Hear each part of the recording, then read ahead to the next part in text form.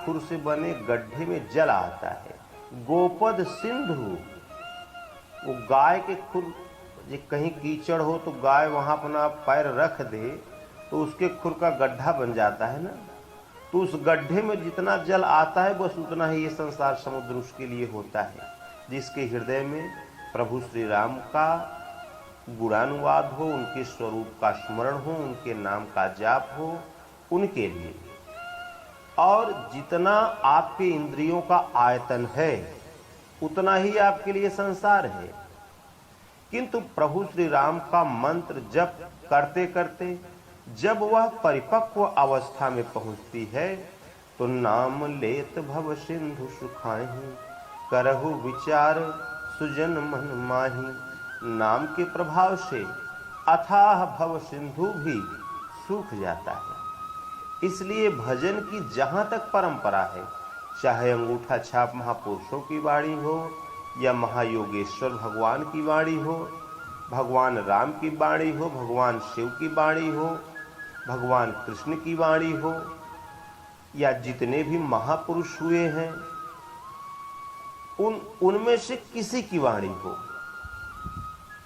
वो उनका आराध्य एक, उनका साधन पद्धति जो वो बताएंगे वह एक, रास्ते में मिलने वाली जो सुविधाएं वो बताएंगे वह एक, जो विघ्न उनके सामने आए हैं वही विघ्न प्रत्येक साधक के सामने आता है।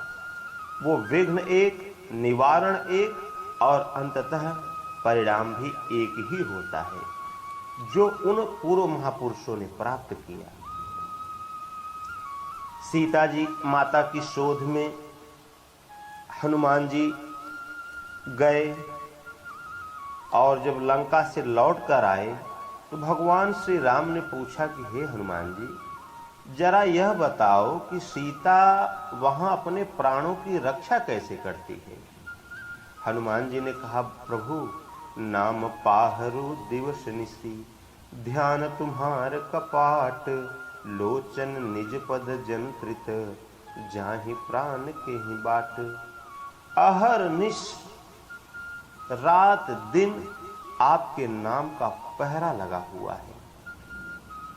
श्वास श्वास पर राम कहो, वृथा श्वास जन खोए, ना जाने यही श्वास का आवन होय न होय। एक भी श्वास व्यर्थ न जाने पाए। प्रत्येक श्वास पर नाम का जाप होना चाहिए। श्वास जब भीतर जाए तो ओम, बाहर आवे तो ओम, भीतर जावे तो ओम, बाहर आवे तो ओम। राम जपते हो तो राम राम राम राम राम। इस ढंग से नाम का जाप चलता रहना चाहिए, अहरनिश चलते रहना चाहिए। माता सीता की तरह, हनुमान जी की तरह। हनुमान जी जब सो जाए न तो उनके रोम रोम से राम राम राम ये नाम की धुनी निकलती रहती थी। ये गुण या तो हनुमान जी में आया या तो फिर अर्जुन में आया। अर्जुन भी जब सो जाता था तो उसके रोम रोम से ओम ओम ओम यही धुन निकला करती थी। तो इसलिए प्रत्येक श्वास पर नाम का जाप करो। एक भी श्वास उस भगवान के नाम के सिवाय व्यर्थ न जाने पाए। जब इस प्रकार नाम का क्रम धारावाही हो जाता है तो नाम का पहरा लग गया, यही नाम प्रहरी बन जाता है। केवल सुबह शाम माला फेर लेने से ऐसा नहीं होता, इसके लिए अहरनिश लगने का विधान है। और भजन का दूसरा आलंबन ध्यान है। सीता जी ने आपके चरणों के ध्यान की कीवाड़ लगा रखी है। हनुमान जी जब अशोक वाटिका में जब पहुंचे माता सीता जी के पास तो पहले तो एक पेड़ पर बैठ गए, छिपकर पत्तों में बैठ गए। उन्होंने देखा रावण बहुत सी वो स्त्रियों के साथ, राक्षसियों के साथ आया, माता सीता जी को कि धमकाया, बोली 1 महीने के अंदर मान जा, नहीं तो फिर ये हमारी तलवार तुम्हारा गर्दन काट देगी। माता जी ने उसको खूब जवाब दिया कि इस गले में चाहे भगवान श्री राम के हाथ से माला पड़ेगी या तुम्हारे हाथ से ये तलवार जो चंद्रहास लेके टहल रहे हो, और तुम्हारा तो ये स्वप्न कभी पूरा नहीं होगा। बहुत प्रलोभन दिया रावण ने माता सीता जी को, ऐसा होगा वैसा होगा, ये सोना ले लो, चांदी ले लो, ये सब जितनी महारानियां हैं सब तुम्हारी दासी बनकर रहेंगी। ये सभी भक्तों के सामने, भगवान की भक्ति में निकल भर जाओ ना, तो ये सब अपने आप आते रहते हैं। सीता जी के सामने भी यही आया। रावण ने कहा कि देखो ये जो मंदोदरी है ना, ये तुम्हारी दासी बनकर रहेगी, जितनी रानियां पटरानियां हैं सब तुम्हारी दासी, तुम सुप्रीम पावर हो जाओगी। बहुत प्रलोभन दिया उसने, बोला रानी की तरह रखूंगा मैं तुमको लंका में। लेकिन माता सीता को रंच मात्र भी विचलित नहीं कर पाया, कोई भी प्रलोभन नहीं विचलित कर पाया। माता सीता अपने भजन में लगी रह गई, प्रभु श्री राम के ध्यान में लगी ही रह गई, उनके नाम के जाप में लगी ही रह गई। हनुमान जी ने देखा पूरी रात बीत गई, लेकिन माता सीता बैठी हुई थी, शरीर दुर्बल कृशकाय हो गया था, बालों में जैसे लट पड़ जाते हैं वैसे लट पड़ गए थे। यही दशा हो गई थी माता सीता की। छोटी सी वो इच्छा, पंचवटी में माता सीता जब थी तो एक सोने का आ गया वहां पर वो हिरण। भगवान ने कहा कि देखो आर्यपुत्र, इसको मारकर ले चलेंगे, ये महल की शोभा बढ़ाएगा। भगवान श्री राम ने बहुत समझाया, माता सीता मानी नहीं।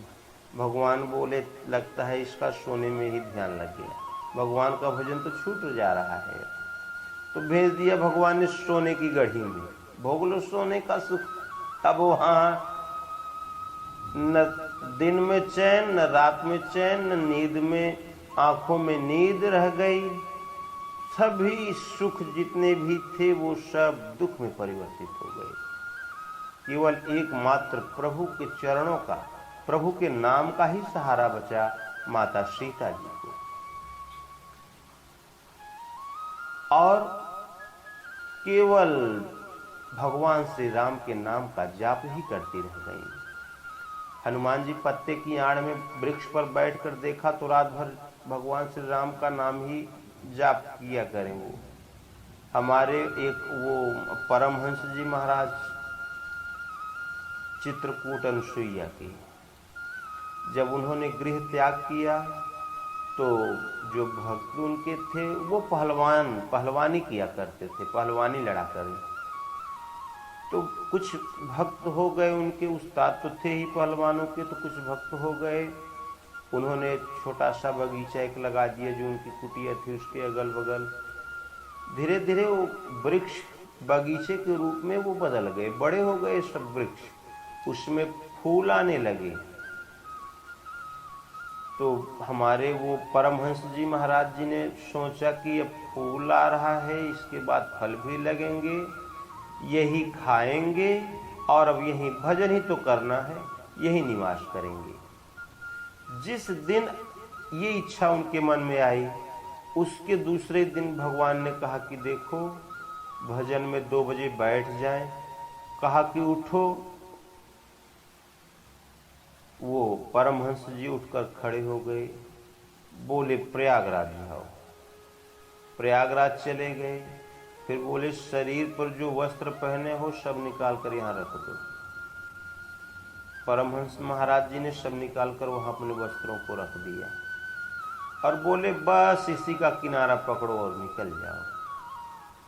तो परमहंस जी महाराज जब चित्रकूट में आए कुछ साधक जब उनके पास रहने लगे तो कहानी में बताया करें। बोले थोड़ी सी हमारी आसक्ति क्या बगीचे में हो गई, भगवान ने लंगोटी तक नहीं छोड़ा, वो भी ले लिया, वो भी उतरवा दिया भगवान ने। तो इसलिए कोई इच्छा भगवान के सामने प्रकट नहीं करनी चाहिए।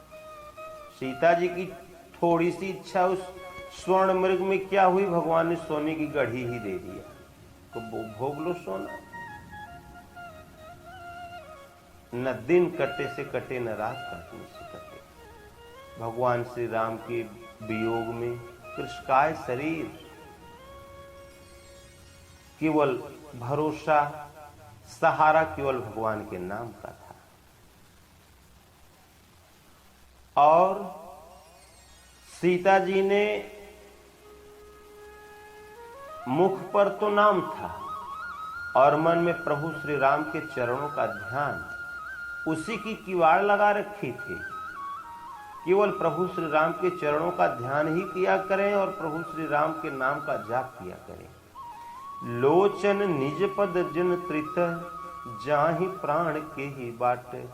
दृष्टि प्रभु श्री राम के पैर पर टिकी है।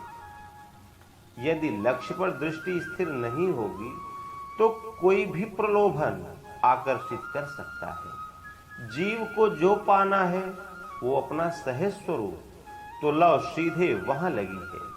ऐसा ताला लगा है तो जा ही प्राण के ही बाट।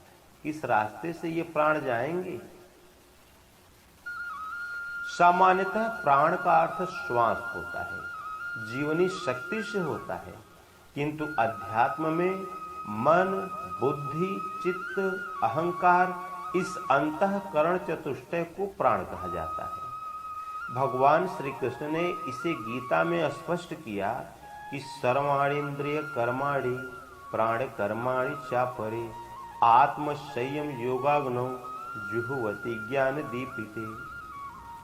योगी जन संपूर्ण इंद्रियों के कर्म को और प्राण के कर्मों को आत्म संयम की अग्नि में हवन करते हैं। इंद्रियां ही केवल कर्म नहीं करती, बल्कि प्राण भी कर्म करते हैं। इस अंतःकरण में प्रकृति का हलन चलन न आए। मतलब नाम पर आपकी सूरत टिकी तो उस पर टिकी रहे, मन में दूसरा संकल्प न आए। भगवान के चरण में आपकी सूरत लगी तो वहां लगी ही रहे, वो विचलित न हो, हलन चलन न आए। यह है प्राणों की रक्षा। यदि लक्ष्य पर दृष्टि स्थिर नहीं है तो कोई दैदीप्यमान चमकीली वस्तु सामने आएगी तो प्राण सीधा चिंतन में लगा था तो भटक जाएगा, प्राण भाग जाएंगे। प्राणों के व्यापार की रक्षा, संकल्प की रक्षा, यही प्राणायाम है। और श्वास को रोकना, छोड़ना, पूरक, कुंभक, रेचक के रूप में जो प्राणायाम प्रचलित है, तो यह तो आरंभिक स्तर मात्र है। सीता जी के चतुर्दिक चारों तरफ प्रभु श्री राम के नाम का पहरा लगा हुआ था। नाम में इतनी क्षमता है कि नाम लेत भव सिंधु सुखाहि, करहु विचारु सुजन मन माहि। नाम के प्रभाव से अथाह भवसागर सूख जाता है। जहां डूबने की संभावना थी वहां जमीन हो गई, तो डूबेंगे कहां आप? प्रकृति परम तत्व परमात्मा में परिवर्तित हो जाती है। सूखने का तात्पर्य है कि प्रकृति विलुप्त हो गई। बिनु गोपाल ठौर नहीं कतहु, नरक जात दयों काहि। गोपाल जहां आपकी दृष्टि पड़ेगी तो भगवान, सिया राम मैं सब जग जाने। जहां भी आपकी दृष्टि पड़ेगी तो भगवान खड़े मिलेंगे आपको। कोई स्थान ऐसा आपको मिलेगा ही नहीं जहां भगवान न हो। सरगु नरक अपबरगु समाना, जहां तह देख धरे धनुबाना। न स्वर्ग स्वर्ग के रूप में रह जाता है जिसकी हम कामना करें, और न नरक नरक के रूप में रह जाता है जिससे हम भयभीत हों। जहां भी दृष्टि पड़ी हमारे आराध्य देव के स्वरूप को खड़ा पाया, प्रभु श्री राम वहां आपको खड़े मिलेंगे। जहां संसार समुद्र लहरें मार रहा था, वहां परम प्रभु परमात्मा प्रभु श्री राम का आलोक छा जाएगा। समुद्र सूख जाएगा, अथाह भव सिंधु सूख जाएगा। वह सूख गया तो भगवान ही तो शेष बचे रह गए ने। अतः नाम का जाप निरंतर करते रहना चाहिए। धीरे धीरे नाम जप में एक स्तर ऐसा भी है कि केवल एक बार नाम जपना होता है और जाप आपका संपन्न हो जाता है। तो जासु नाम सुमिरत एक बारा, उतरहि नर भव सिंधु अपारा। जिसके नाम को एक बार जप लिया तो अपार भव सिंधु से नर पार हो जाते हैं, मनुष्य उससे पार हो जाते हैं। बारक राम जप कहत जग जेऊ, बारक राम कहत जग जेऊ, हो तरन तारन नर तेऊ। एक बार राम इतना ही जिसने कह लिया वह स्वयं भव सिंधु से न केवल तर जाता है बल्कि अन्य को भी तारने वाला हो जाता है। वो सद्गुरु हो जाता है।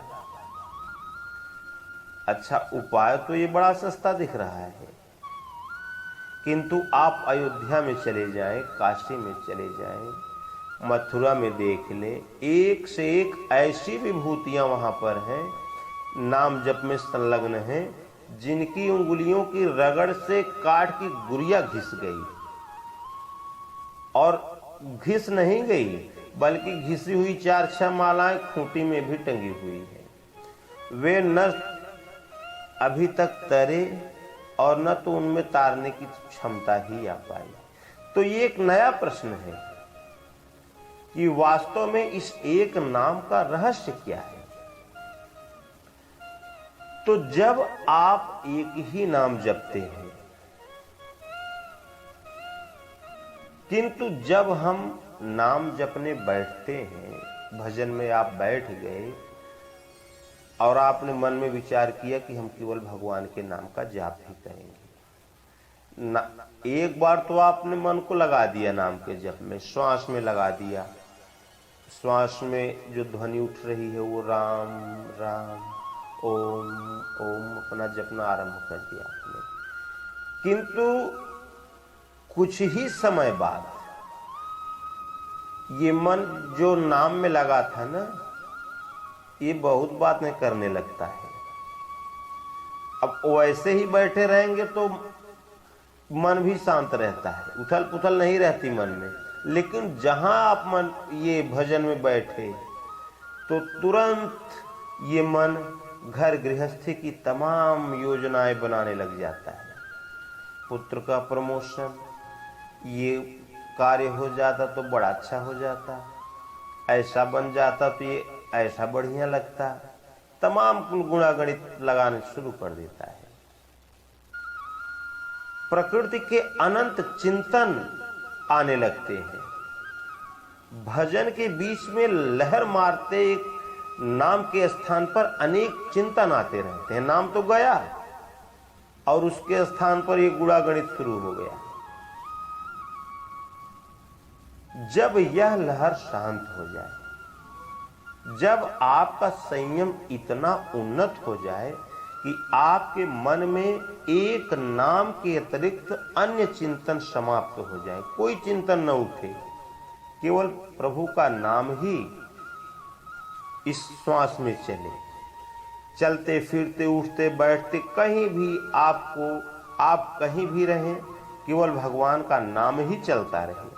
इस एक नाम की स्थिति पर जिस क्षण संयम सधा, आपका भजन पूरा हो गया। यह मन की अंतिम अवस्था है। मन आपका रुक गया यहां पर। श्वास जैसे तेल की धारा गिरती है तो वो टप टप करके नहीं गिरती, वो एक धारा की तरह गिरेगी, वो पानी की तरह नहीं गिरती, वो जैसे एक धारा सी बन जाती है। तेल को आप गिरावे तो एक धारा की तरह वो गिरती है, पानी की तरह टप टप नहीं गिरती।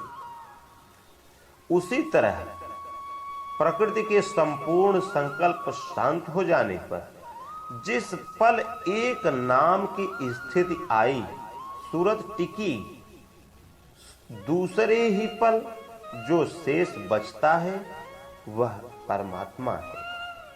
उस समय संसार समाप्त हो जाता है। यह अनेक नाम पिंड छोड़े तभी एक नाम की स्थिति संभव है। यह संयम की परिपक्व अवस्था का चित्रण है। जिस क्षण एक नाम की स्थिति आती है तत्क्षण साधक स्वयं तर जाता है, प्रकृति से संबंध टूट चुका होता है, परमात्मा से संबंध उसी पल जुड़ जाता है। भगवान जो है, जिन विभूतियों से युक्त हैं, आप में दृष्टि बनकर संचारित हो जाएंगे, सामने स्वयं खड़े हो जाएंगे। आप नहीं समझेंगे तो समझा लेंगे।